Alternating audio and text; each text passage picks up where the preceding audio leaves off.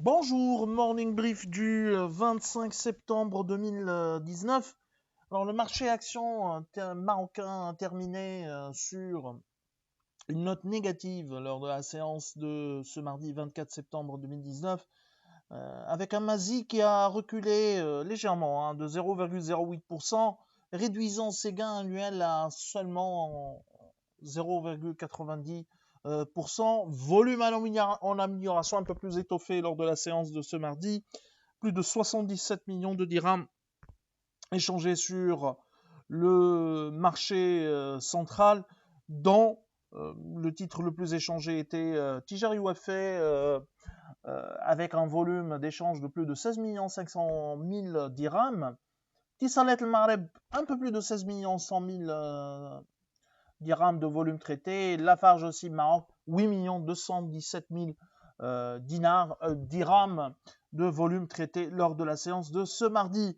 Disway a affiché la plus forte hausse avec un résultat surprise publié par Disway lors de ce premier semestre.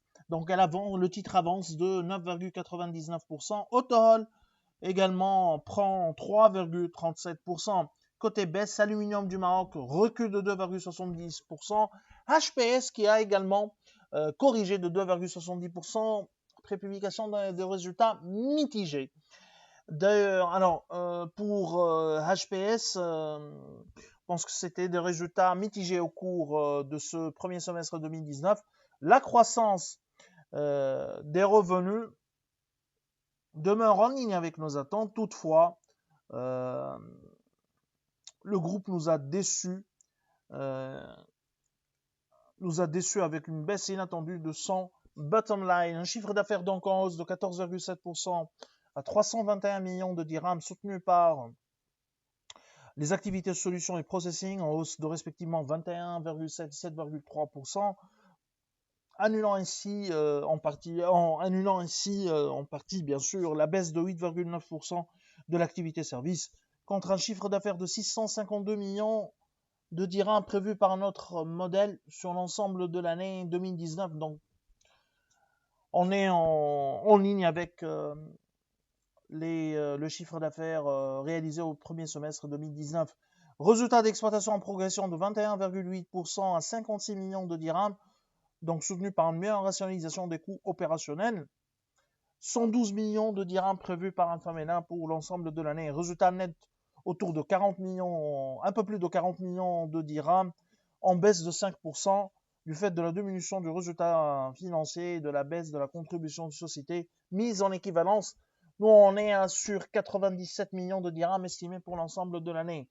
Modèle en cours de mise à jour. On va toucher un peu le bottom line pour s'aligner avec ce résultat publié au titre du premier semestre 2019. Alors, Disway, en revanche, c'était une surprise, ces résultats. Le résultat, on parle surtout du résultat. Le chiffre d'affaires, quant à lui, de son côté, accuse une baisse de 6,9% à 799 millions de dirhams. Bénéfice consolidé net du groupe courant ce premier semestre dépasse largement nos attentes. Nous, on est sur 41 millions de dirhams réalisés sur l'ensemble de l'année. En revanche, Disway a réalisé 41 millions de dirhams sur l'ensemble, durant ce premier semestre, avec une croissance de plus de 78% réalisée au S1 2019.